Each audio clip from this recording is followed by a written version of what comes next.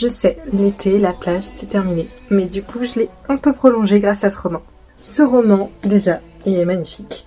Il sent bon l'été, il sent bon les amours d'été, mais en fait il va un peu plus loin, puisqu'ici on va aborder la notion de trouble. J'ai pas énormément de choses à dire, puisque le genre de la romance n'est pas du tout mon genre de prédilection. Le seul point où j'ai été un peu déçue, c'est qu'en fait le roman se passe vraiment sur les 2 mois d'été.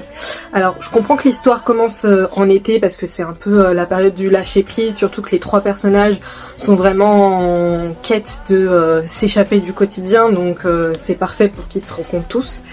Par contre, j'aurais bien aimé que ça aille un peu plus loin, parce que du coup, ça fait... Moi, ça m'a laissé... Alors, encore une fois, je suis pas consommatrice de romance, donc peut-être que c'est normal, je ne sais pas.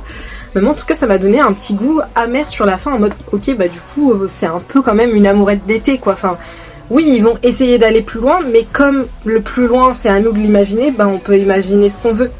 Donc en fait j'aurais bien aimé avoir un épilogue, au moins un épilogue en fait du style 1 an après, et voir qu'en fait ils sont toujours ensemble et qu'ils ont réussi à affronter le quotidien et le retour à la vie normale quoi. Après la plume de Lumina est très immersive, vraiment j'avais l'impression d'avoir le soleil sur ma peau quand je le lisais. J'ai très envie de commencer le surf maintenant. Mais voilà, c'est pas du tout mon genre de prédilection. Du coup, je vous conseille totalement ce roman si vous avez désespérément besoin du soleil et du beau temps. Et aussi pour élargir ses horizons. Et toi, est-ce que tu l'as lu ? Qu'est-ce que t'en as pensé ?